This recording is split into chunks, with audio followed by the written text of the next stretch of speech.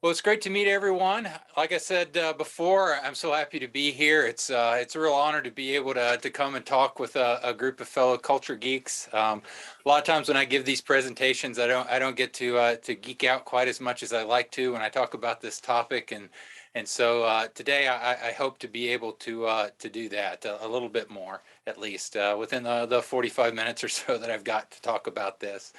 As I go through my charts here today, what I'd like to do is walk you through really the journey that I went on as I worked at NASA and as I created this model that we use. We call it the missing links model for working with organizations on their culture. And so I just want to take you on that journey with me. Hopefully, as we go on this journey together, it'll help you to understand where the model came from a little bit better, and also understand why we came to the conclusions we did, as well as get a better understanding of exactly how to use it. So on February 1st of 2003 at approximately 9 a.m. Eastern time, the Space Shuttle Columbia disintegrated on re-entry, killing all 7 astronauts on board. And I got to tell you, as a NASA employee, I just sat there in horror and sadness that morning, because I felt like it was not only my job, but my duty to help protect their lives. And so as I talk about this topic, there's a lot of depth of emotion that I still feel even to this day around this topic.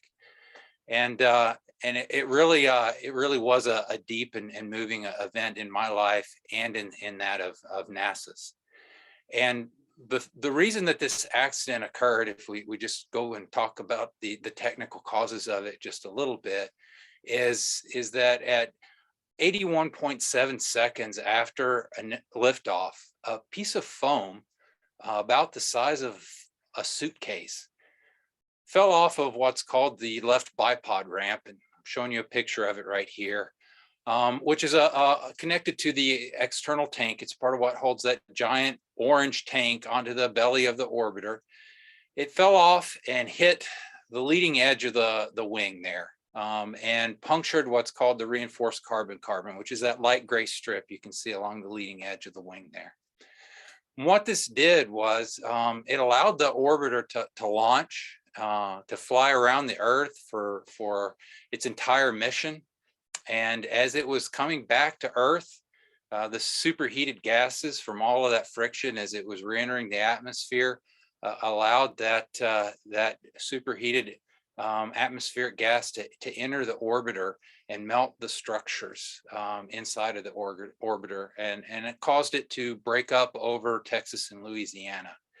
And I didn't know it at the time, but this actually was not only a tragedy, but a turning point in my life, because as the Columbia Accident Investigation Board concluded their 7-month-long investigation into exactly what led to this, not only did they find the technical causes of this accident, but they came to the conclusion that the culture and the organization of NASA had as much to do with the accident as the piece of foam that hit the leading edge of the tank.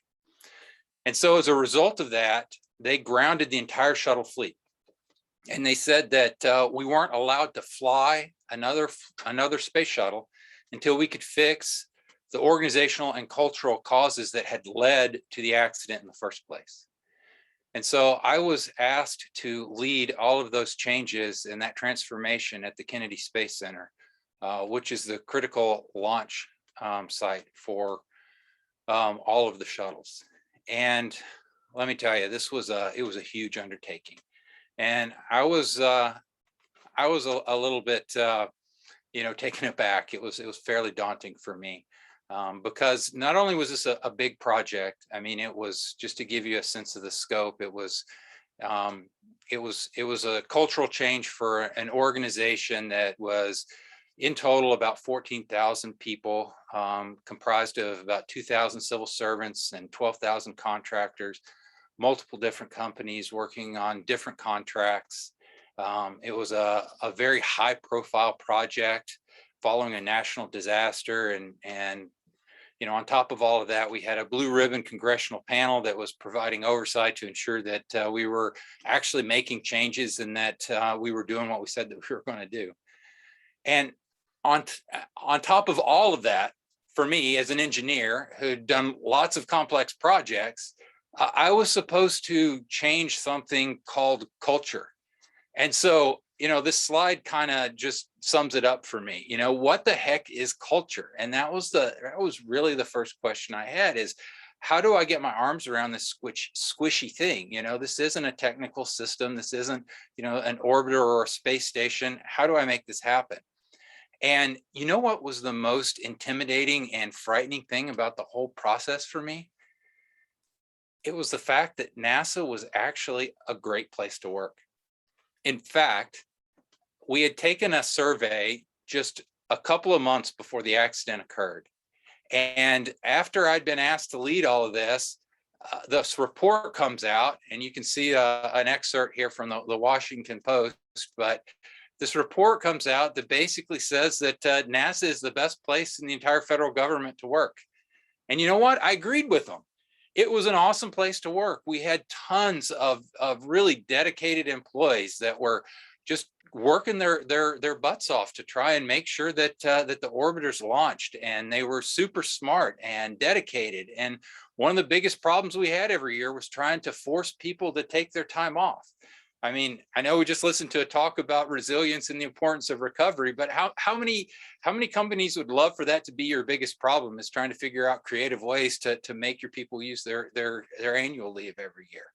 And so it really raised a lot of questions for me. And oddly, it became a turning point for me that helped me to dig in deeper and really solve, at least for myself, this question of what is culture and how do you actually work on and change it. And so the first question that I had to grapple with as I came to this, this seemingly contradiction of, we have a finding from this really impressive long study that says that our culture caused an accident, and we also have another study that says we're the best place to work, does culture really matter? I mean, were they right? And I think that, talking to this audience is probably not going to be too hard of a sell, so I'm not going to spend too much time talking about this, but yes, culture really matters. This is just one of a myriad of studies. I love this particular one. It really does a great job of showing, just how much of an impact it can make. And this one right here was done with 207 companies that included 22 different industries over an 11-year period of time. And I like to point out here that you can see that revenue increased by from a difference of 166% for ineffective cultures versus 682% for effective cultures. But what's even more impressive is that net income increased by 756% versus only 1% when you're talking about effective cultures. And so what does that mean? That means that not only was revenue going up more for these effective cultures, but they were keeping more of the revenue that they were making. So while these companies these ineffective cultures, while their revenue was going up by 166%, their net income was only going up by 1%. So they're only keeping another 1% more than what they were making. And so they weren't becoming any more efficient in the process.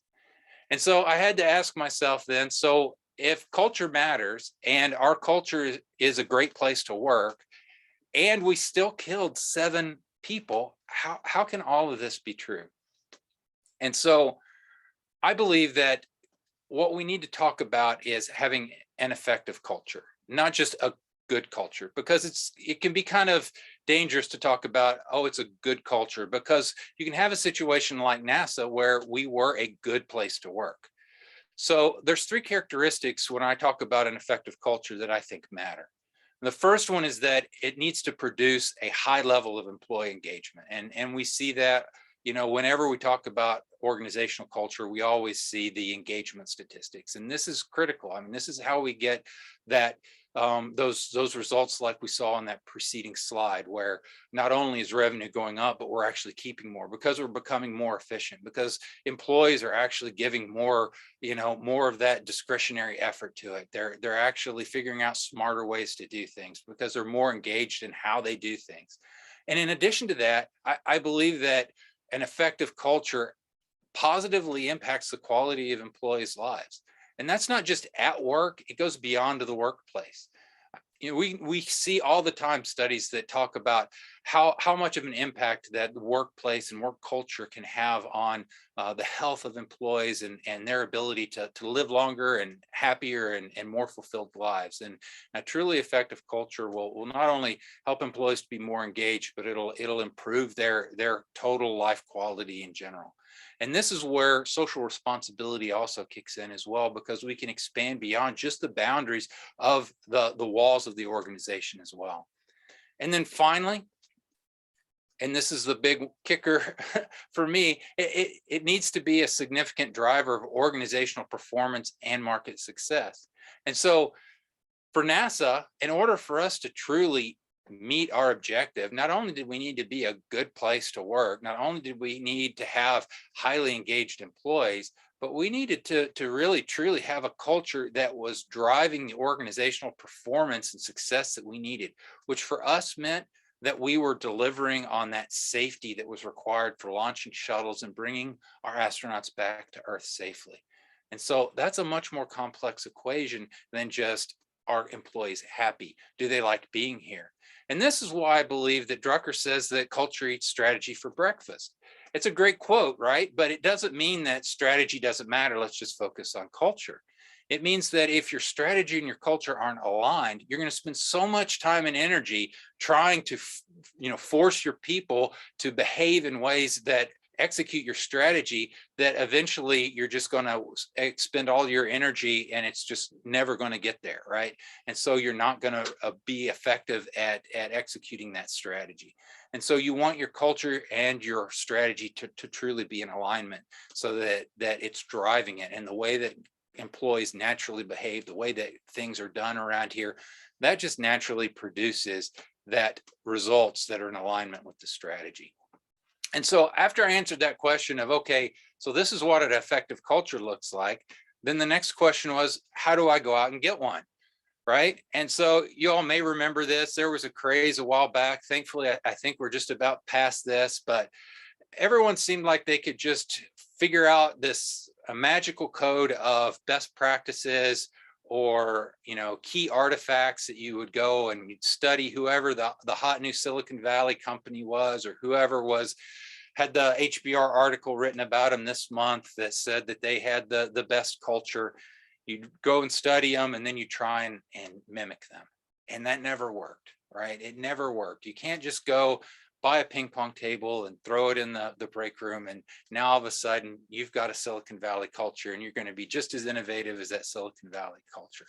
It doesn't work that way. Cultures are unique. They're like fingerprints, right? And so how do we create that? And so that was the next problem I set myself about trying to solve. So I did that through really what was left for me as an engineer was, what is an organization anyway? And I came to the conclusion that organizations are systems. And maybe I did that because I'm an engineer, but I really do believe that organizations are systems. Just like the shuttle was a system, just like the space station was a system, the organization was a system. And so I could apply the same tools and analyses to operating on this organization that I had learned and had applied throughout all of my other experiences. However, the organization isn't just any kind of system. It's a complex system. And you may have seen some of this recently from maybe Aaron Dignan or others are beginning to talk about this a little bit more. But there's a difference between types of systems. And we have complicated systems like this watch that you see here that have a lot of moving parts. It's super intricate. It's very complicated. But if I wanted to teach you how this works. I could create a process for it. I could create a very specific map of it. I could duplicate this. If I wanted to duplicate this watch 150 times, I absolutely could do it. All I need are the manufacturing capabilities, and I could create another watch that has the exact same internal mechanics as this and performs in exactly the same way. And if I train a lot of watchmakers and give them the right skills, the right tools, the right machinery, I can start stamping out watches like this all day long, right? So that's a complicated system. Doesn't mean it's easy to work on, doesn't mean it doesn't require specialized knowledge, but it does mean that it is repeatable and it doesn't require anything other than that specialized knowledge. Now compare that to this type of a system. Living here in Florida, I decided to choose this beautiful hurricane here. This is a complex system. It's weather, right? Weather is a type of system that is not like the watch. I can't just teach someone exactly how to create a hurricane, how hurricanes work, exactly what the hurricane is going to do or how it's going to behave. You look at how we predict hurricanes and how they travel and how they move. It's still a little bit of a guesswork, even with today's knowledge and science. You know, we know roughly it's going to head in this general path or pattern, but we can't say exactly how it's going to behave. And every single hurricane is unique. No two hurricanes are exactly identical. And so a complex system has a lot of feedback loops to it. It's sensitive to initial conditions. It has a lot of things about it that make it very, very unique and very difficult to work with because of the way that it behaves in and of itself. Right. And so there's as much art to working with this type of a system as there is science involved.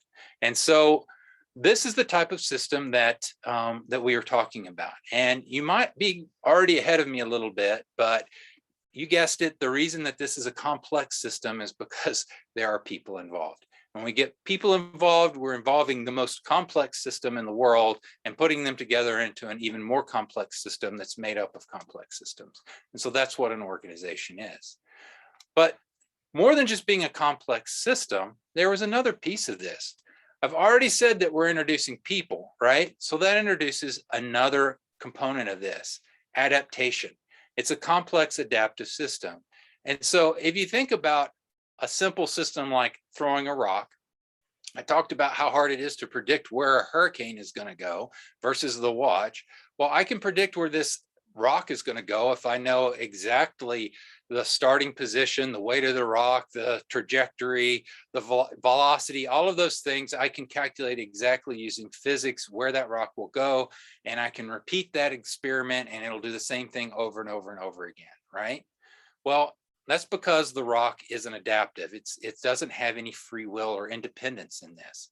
But if I repeat the same experiment, but I switch the rock out for a bird, and I let the bird go or toss a bird in a particular direction, the bird's not going to behave like the rock. I can't predict exactly where this bird is going to go because it has its own free will. It has a mind of its own. It may not want to go where I want it to go, so it might fly off in a different direction, especially if I'm tossing it, right? That may absolutely make it not want to go where I want it to go. And so now I need to, instead of using a physics-based approach, it's more of a behavioral approach. I'm thinking, okay, if I want this bird to go where I want it to go, maybe my best approach, rather than trying to throw it in the direction I want it to go, is to just open my hand and place a pile of bird seed where I want it to go, and hopefully it'll fly over there, that kind of a thing.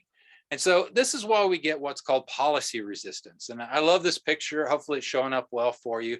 But this is a very poorly designed system that's experiencing policy resistance. Clearly this gate is not doing any good for anyone. And people have decided that there's no point in actually going through it when they can just drive around it on either side to get in or out. So I think if most of you have ever worked in HR, you've probably come up with at least one policy, if not more, that has operated exactly like this gate. And so we see policy resistance in complex systems involving humans all the time. And so based on all of this, we came to the conclusion that our definition for culture is that it is an emergent property of organizations created by the interactions of the common behaviors and beliefs of the individual employees. And so I'm going to break that down just a little bit further. The first piece of this is that it's an emergent property. And this is a really cool, this is where I get a little bit geeky here, but this is a really cool property of complex systems. If you're not familiar with emergence, emergence is a property where the behavior or the property of the system can't necessarily be determined by looking at the constituent parts. I can't look at the individual pieces and parts and analyze them individually and say, oh, this is the behavior that's going to emerge, right? Because the behavior is as dependent on the relationships between the parts as it is on the parts themselves. And so I've got a sugar molecule up here for you. And so if I were to use the taste of sugar as an example of emergence for you, and I said, okay, let me give you a little bit of carbon and you lick that. And then now I'm going to give you some hydrogen and you can lick some hydrogen somehow and then lick some oxygen. And now try and sum all of that up in your head and tell me, what does sugar taste like based on those three experiences? You couldn't do it. Nobody could, because the taste of sugar is not dependent and can't be determined from the taste of the individual atoms. The taste of sugar comes specifically from how those atoms are arranged and connected together, right? And so I can actually arrange those same atoms in a different way and create a different molecule, like gasoline. Or for those of you who are stickler for the fact that I left the oxygen out, I could say vinegar, right? So vinegar has carbon and hydrogen and oxygen in it. They're just arranged together in a different ways, maybe different numbers. And so they touch together in a different way. And what emerges in terms of taste is very, very different than what emerges from a sugar molecule. And so the same thing is true in your organization. When you take different people and you combine them in different ways, when you connect them together with different common beliefs, with different common behaviors, and you connect them in different ways, what emerges is a different organizational culture. This is the reason that you can't just pick up a ping pong table and pull it from California and drive it over and plop it down in Florida and say, okay, there we have it. I've just transferred this culture from one place to another. I haven't, because I haven't recreated all of the interconnections, all of the relationships between the human beings that exist in that facility, in that organization in California. How do I replicate that by just moving a ping pong table? Clearly, I haven't. So the other half of this is that culture is created by the interactions of the common behaviors and beliefs of the individual employees. And so this is the really cool and crazy thing about culture. It's at this really high emergent level of the organization. It's emergent, but at the same time, it's at this very micro level, and it exists between the ears of your employees, right? And so this is really what it comes down to. When you're working with culture, you can't, just like you can't grab or touch the taste of sugar, there's nothing you can do to touch the taste of sugar. You can't touch or grab culture. So when we're working on organizational culture, we can't grab it and physically, force it to be what we want it to be.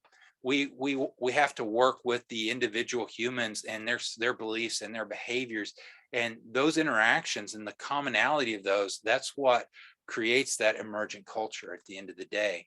And so it all really begins at the self level and starts from the inside out. And so how those human beings, how they feel about themselves, how they think, how they feel, what they believe, and how they show up as human beings, as individuals within the organization, when you bring them in contact with another human being, then there's an interaction that occurs, just like a chemical interaction, right? And so the more of those you bring into contact with each other, the more of those interactions you're having, and eventually you have a team, and that team creates some sort of an emergent behavior.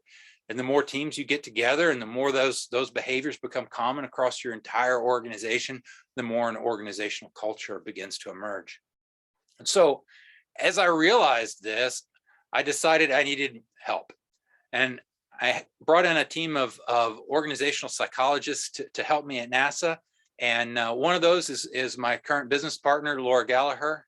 And so I brought in individuals who have PhDs in organizational psychology, so we could really figure out how do we figure out at the same time how we operate at this individual level and simultaneously create what it is that we want at this organizational level to produce the behaviors and the outcomes we want.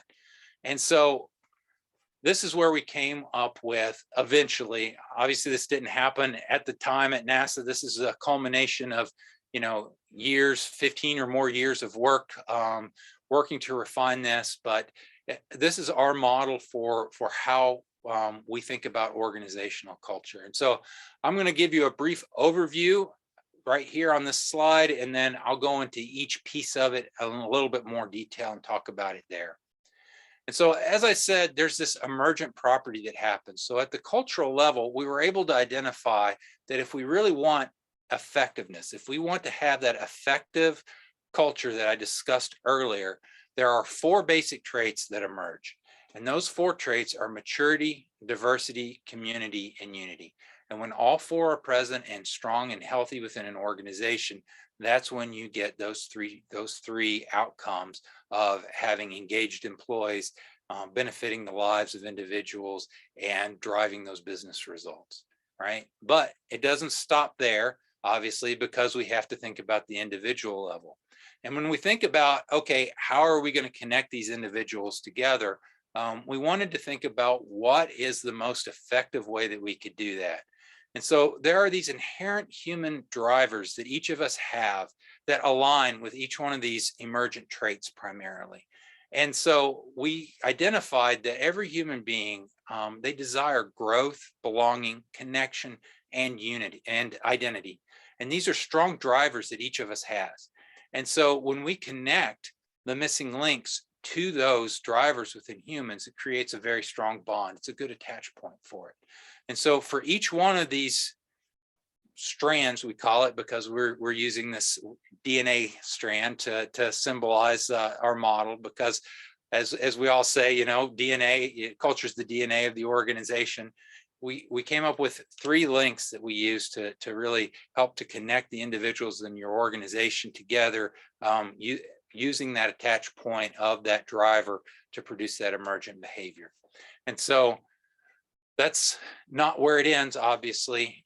Leadership is crucial for this. And so we think of leadership as being that helix of the DNA strand that really holds the whole thing together, because at the end of the day, it's the responsibility of leaders to define the culture, to create the culture, and to own it, and to help drive and define what it is that they want to have emerge. And so now I'll go through each one of the strands and provide a little bit more detail on that for you. And the first one is maturity, and this is the most critical in our opinion. And maturity is really, really tightly tied to the self and the self-concept of a human being. And so we define maturity as being an organization where individuals manage themselves and their behavior to enable consistent and efficient production of products and effectively communicating and interacting with others, which I think is something that we all want in our organizations. And when we connect to that driver of growth and we connect people together through these 3 elements of self-acceptance, self-awareness, and self-accountability, we get that level of maturity. And these 3 things really, they work together in an almost magical way. That's the reason that we present it as a Venn diagram here, because self-acceptance, it's really the baseline. It's the key. I'll talk about that more in just a second, but it's really what opens the door. When I have high enough self-acceptance, it allows me to increase my self-awareness. When I increase my self-awareness, I'm able to see how I'm contributing to my own situations, as well as how I'm impacting those around me. And once I do that, it increases the level of self-accountability I can take for the outcomes in my life, as well as the outcomes that we're creating as an organization. And so all 3 of those things become self-reinforcing.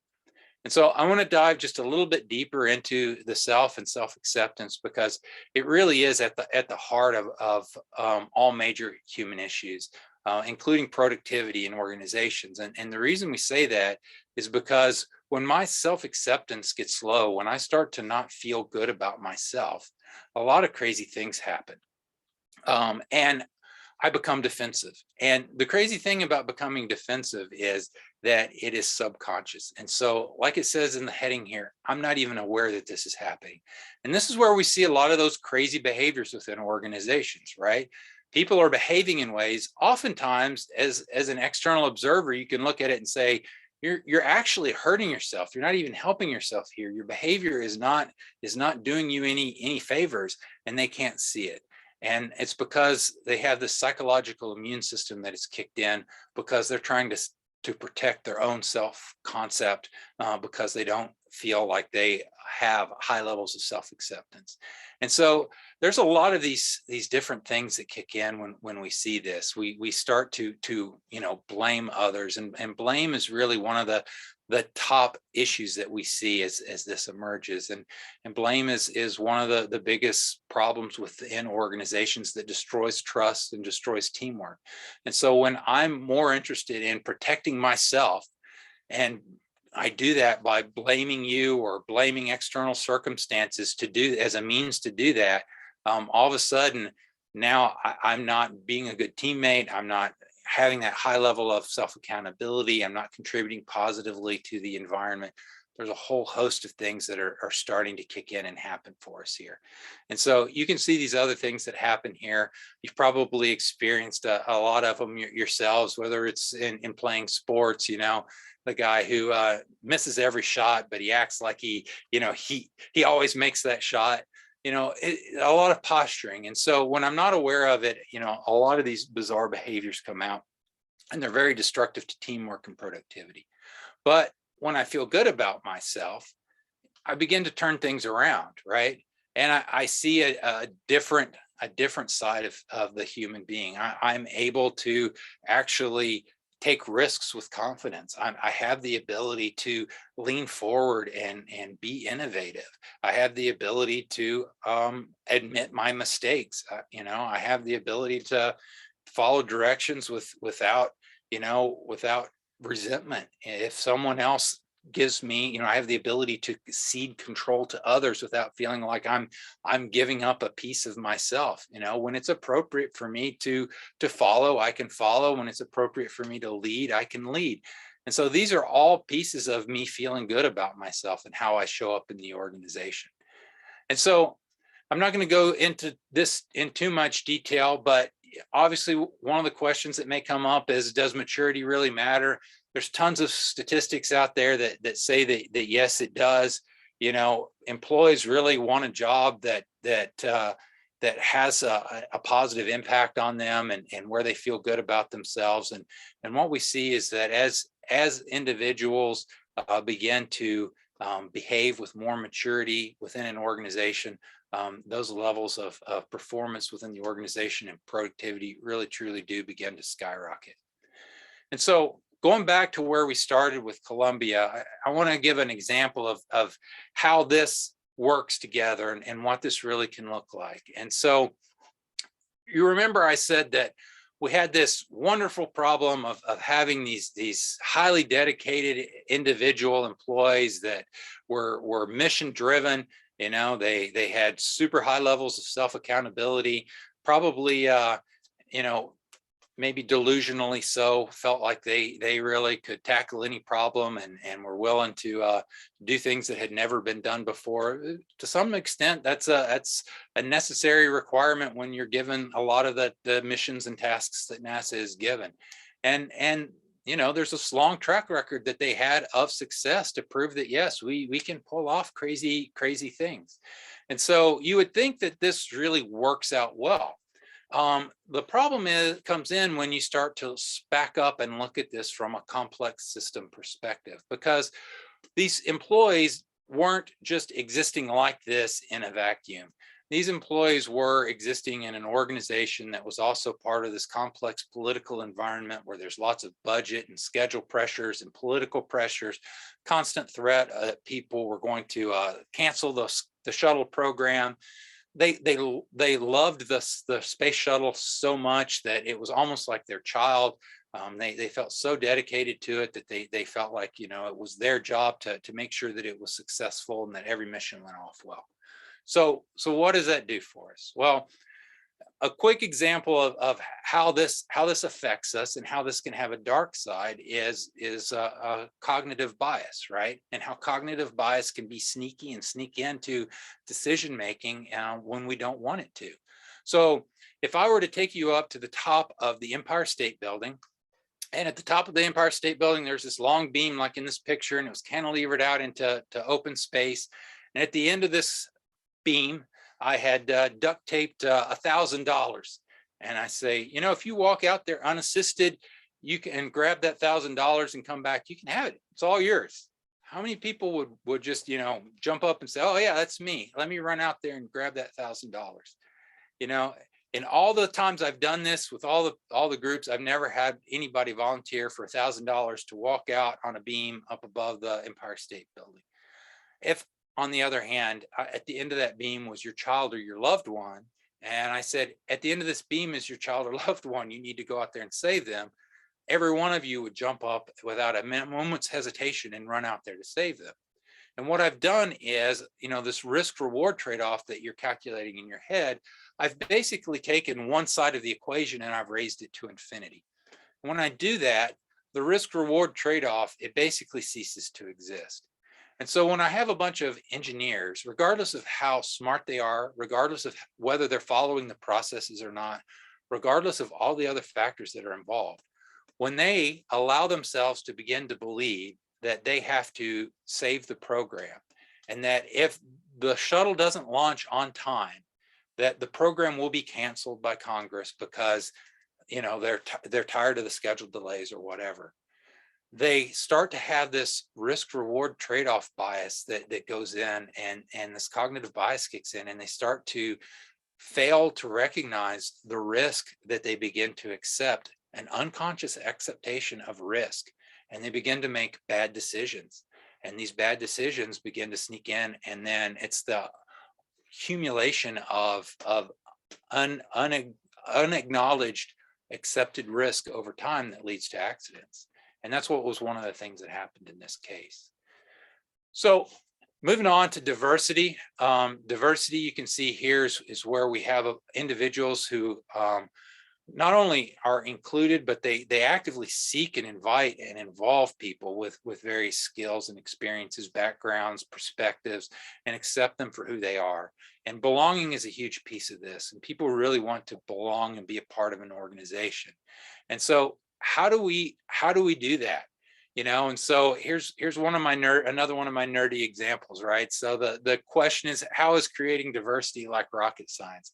And the way I like to describe this is, in order for, you know, you saw it on this previous slide, maybe I went too quick, but in order for a rocket to take off, you have to have three things. You have to have fuel, and you have to have oxidizer, and you have to have a spark. And you put all three of those together in really close approximation or in time and space, and all of a sudden you've got a really, really big explosion.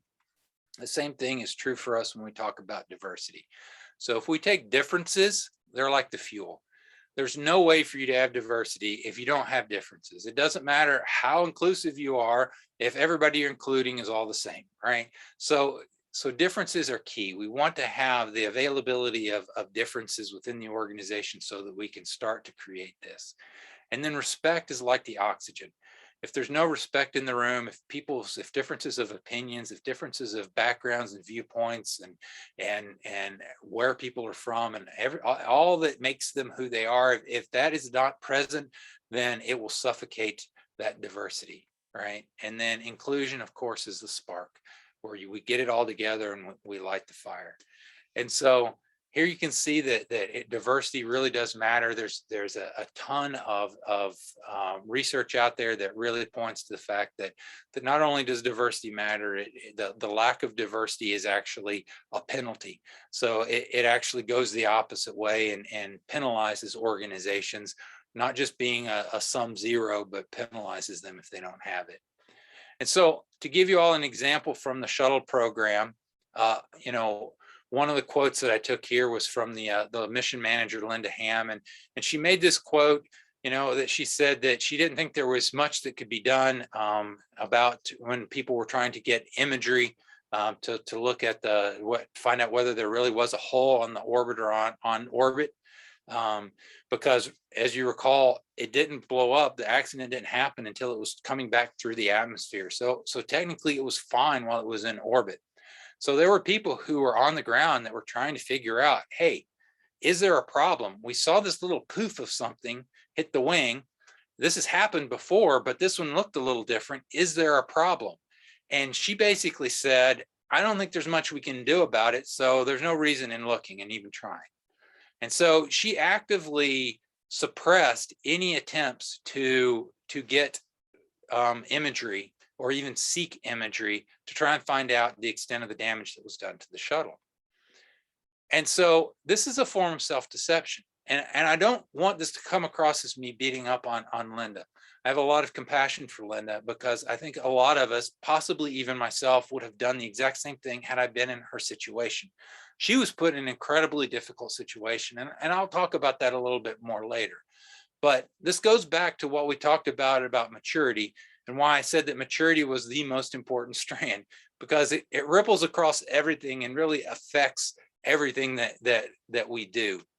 When she was afraid that she could not do anything to solve it, her own self-acceptance wouldn't allow her to admit the fact that maybe there was nothing that she could do about it, that maybe she would fail.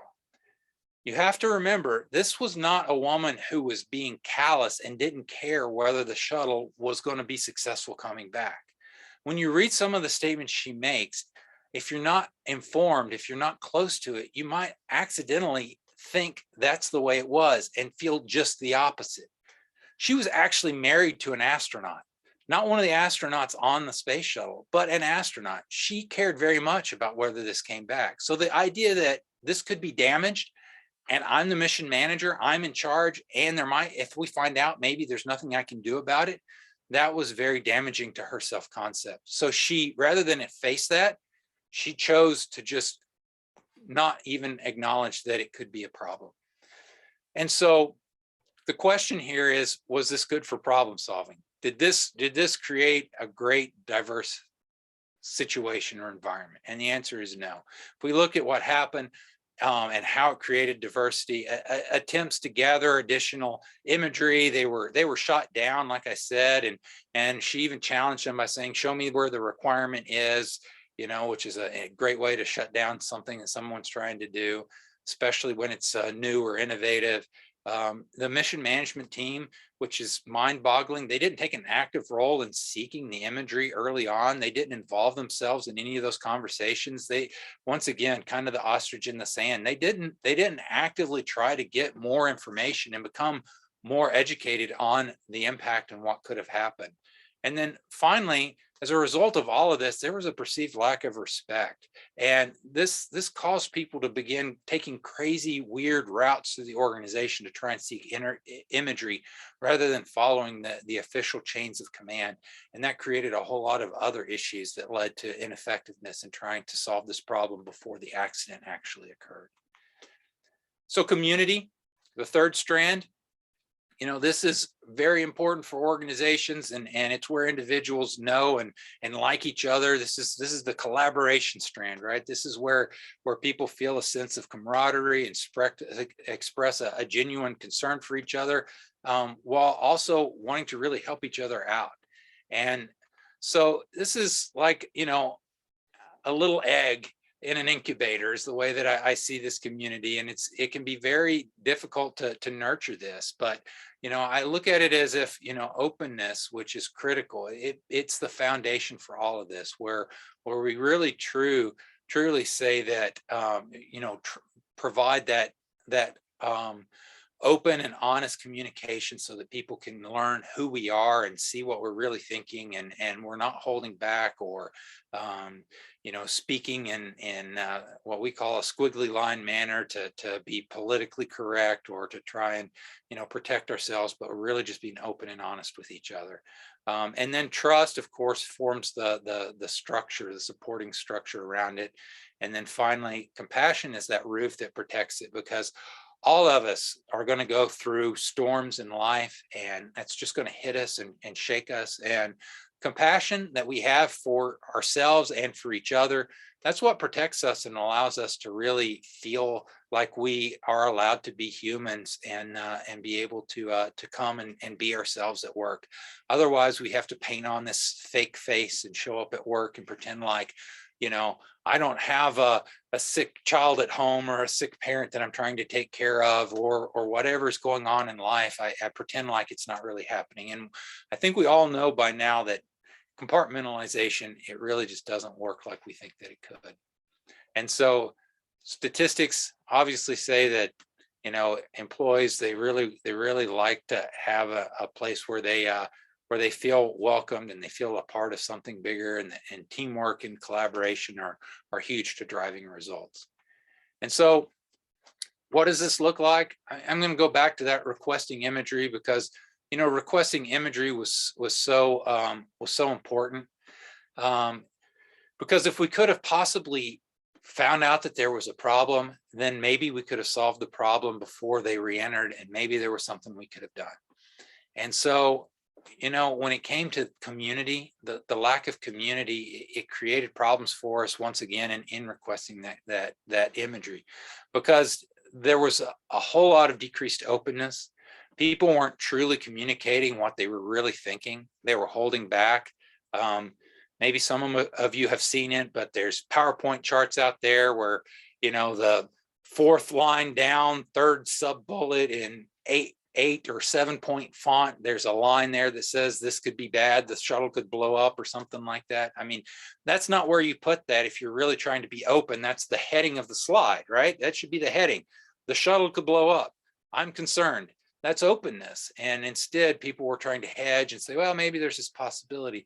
So the true impact wasn't really being communicated. And there was a lack of trust because people felt like they couldn't really stick their neck out and say, hey, I think there might be a problem. I don't have all of the data to prove it, and I'm going to stake my career, or I'm going to stake my credibility on this. And so the absence of compassion that both the employees had for the mission managers and the situation that they were in, as well as the mission managers had for the employees, it really just compounded this, and everybody was not really seeing things from each other's perspective, and there wasn't good communication going on. So as a result, the imagery never got requested. Then the final strand is unity. And unity is where individuals, they work together as one with a high degree of alignment and purpose. And people really know what direction they're going in and have common goals and behaviors. And so this is where we feel like one team, right? And so creating unity is all about aligning and producing those behaviors. It's about not only the behaviors and the commonality of those behaviors, but the control piece of this is so important. And this is where we get into how the design of the organization, how the strategy of the organization, how all of those different pieces and parts actually contribute to how people feel and how they show up and how they believe about the way things work at work, right? And so the way that we create processes, the way that we design processes, the way that we do everything, and even communicate, and the types of communications that we send, all of these things are messages that become experiences for employees. And over time, these experiences create beliefs, and those beliefs are what drive their behaviors. And so we want to try and decide, how can we have a common purpose, common behaviors, and a different set of controls so that everybody is on the same page, moving in the same direction, and behaving and thinking and acting in the same ways. And so obviously unity is huge. If people aren't rowing in the same direction, you're not going to get great results. If people don't know what their purpose is, if they don't know what the strategy is, if they don't know what their goals are, you're not going to get great results. And there's a lot of that happens in the world today. And so lastly, I want to do an example here for the Columbia for unity. And I said I was going to come back to this a little bit. The program manager, Linda Ham, and all program managers, they were because of the organizational design, they were put in an incredibly difficult situation. I mean, they were forced to balance budget and schedule and technical issues all at once. And they were trying to balance all of these competing issues, all these competing drivers, and they're trying to do it in a highly political environment where, if you look all the way back to the Challenger accident in 1986, the president wanted to use the launch as part of the State of the Union address. You look at the Columbia accident. We had declared, Congress and the president had declared that NASA had to reach, what was called core complete for the International Space Station by an arbitrary fixed date. And if we didn't, the whole International Space Station could be canceled. And so there was all this pressure that was being created to hit these goals and these deadlines, and they felt all of this. And so do we stop because there may be a piece of foam? We've seen foam hit before.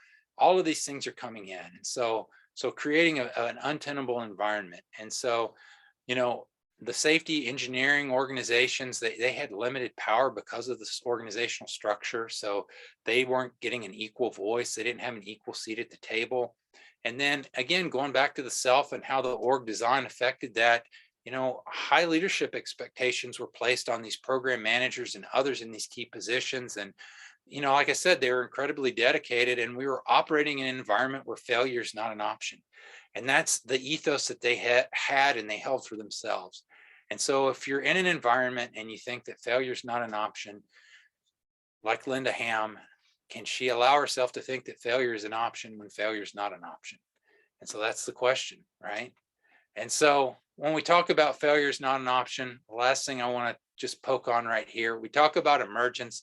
There's a really cool form of emergence that we call path-dependent emergence. And this is a snowflake. And this is the reason that snowflakes are so unique and individual. It's because each and every one is so sensitive to the conditions, the environmental conditions on their path, the temperature and the pressures and the pollutants that they come in contact with, the ice crystals as they fall to the ground, that no two snowflakes essentially take the same path to the ground. And so they emerge, a different crystalline structure emerges for each one. And the same thing is true in a lot of organizations. And so when you talk about the culture of NASA, it's impossible to talk about the culture of NASA without this path-dependent component that we have, where we look back in time to Apollo 13 and failure is not an option. And so this has a huge impact on the psyche of the NASA employees. And so here's the whole model. We have the cultural level with the different traits of maturity, diversity, community, and unity. We're trying to link it to the employees and their drivers through these missing links. And so if you're interested in more, if you like what I have to say, we wrote a book, just published it. It's available on Amazon, called The Missing Links, Launching a High-Performing Company Culture. It's available now. It goes into even more detail on a lot of the things that I talked about. And you can pick it up now. If you do get a copy, there's QR codes you can scan in there, get access to additional content online, over 100 different videos you have access to of expanded content, micro learning environment where, just like Beth was talking about earlier, you don't lift all the weights one day, you lift a little bit of weights each day. And so that's what this is intended to be, 5 minutes at a time, little bite-sized chunks to help you keep fresh and learn more about these concepts. So with that, I think I've come to the end of my time, and Zach, I'll turn it over to you, see if there's any questions.